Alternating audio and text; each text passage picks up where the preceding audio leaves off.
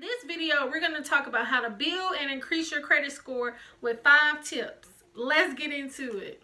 Hey guys, I'm Tasha from the Major Change Group, and we believe small changes can create big results. Now, we're still in the series Credit Score Explained, and in my last video, I was talking about the 5 areas of your credit score.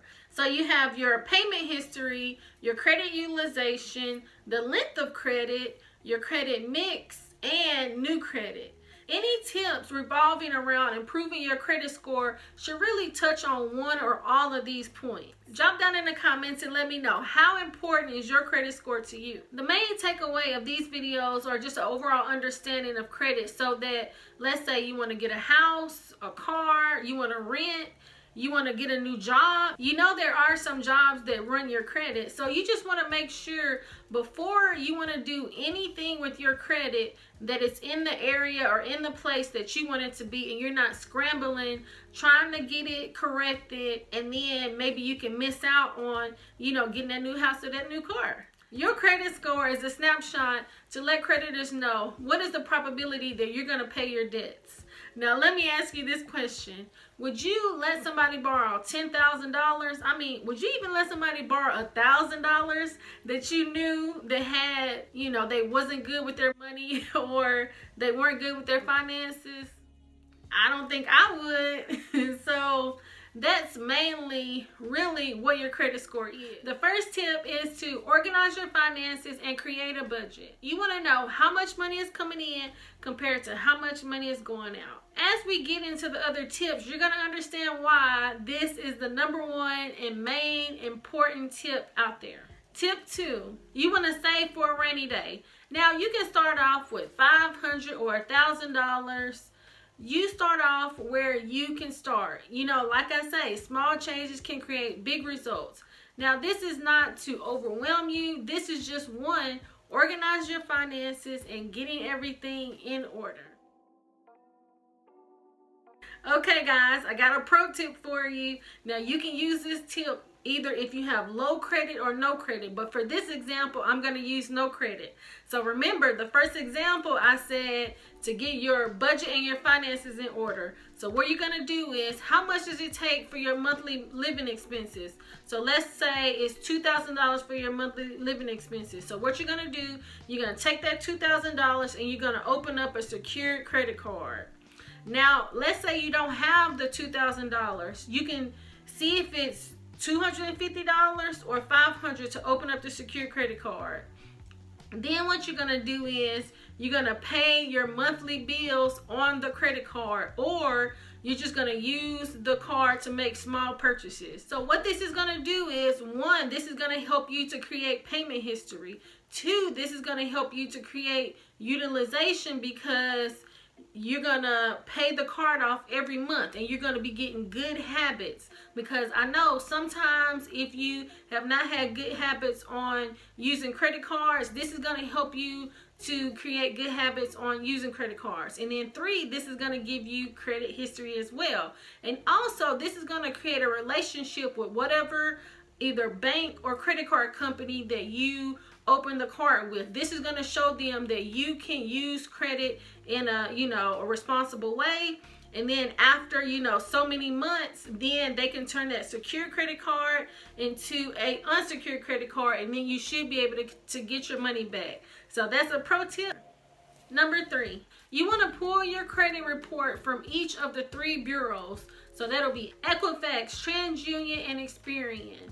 You want to pull each of these credit reports so you can see, are there inconsistencies in the different bureaus? This could be outstanding loans. This could be, your public records, is your addresses, all that information. Is it consistent with all the 3 bureaus? And also, you want to pull your credit score as well. Now, I know for myself, I'm able to get my credit score from my bank and my credit cards. And actually, they come from the 3 different bureaus. I want to say for my Navy Federal, it comes from Equifax. My Chase, I want to say it actually comes from Experian. But you know, and then I want to say my Bank of America comes from TransUnion. But if your bank or either your credit card does not allow you to get your credit score, then you might have to pay for that. But to get your credit report, you should be able to get one free annual credit report from Annual Credit Report, and get that every year, and then go line by line to see what are the inconsistencies, or just, you know, it doesn't even have to be inconsistencies. You just want to make sure that the information that's on your credit report is accurate information. Number 4, after you have determined what your credit report is stating, this is where you're going to determine where do you need to focus your attention. Is it in your payment history? Is it in your credit utilization? Think about where your areas of improvement are. Now, as I stated in my last video, you know, your payment history is 35% of your credit score. Now, if you are one of those types of people that, you know, don't pay your bills on time, really consider either creating systems to make sure that your bills are paid on time. So 1, do you need to set up bill pay, auto pay, things of that nature, so that you can make sure that your bills are paid on time. But sometimes this stuff stays on your credit for 7 years. This is the easiest way to improve your credit scores, making sure that you're paying your bills on time. And this is all your bills, your utilities, your cell phone bills, your credit cards, your mortgage, your student loans, all of your bills. You just want to make sure that you're paying them on time. And then with your credit utilization, you really want to make sure that you're 30% or under. Is this where you need to create your debt snowball, so you can do the smallest to the largest? Or you can even do the avalanche, where you do the largest interest rate to the smallest. But I really like the debt snowball, because you can do quick wins. You know, if you have a $500 credit card or outstanding bill, you know, you can pay that first, and then you're just like, okay, now I can, you know, move on to the next things.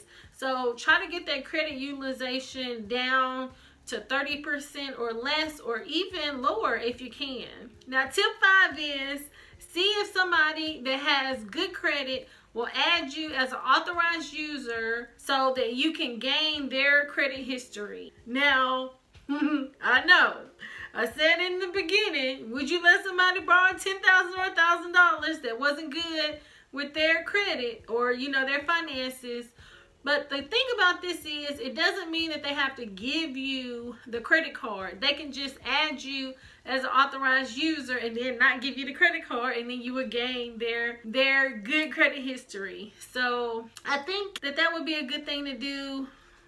You know, maybe a family member or somebody, you know, a girlfriend or a boyfriend, husband or whatever, you know, you can see if they would help you out.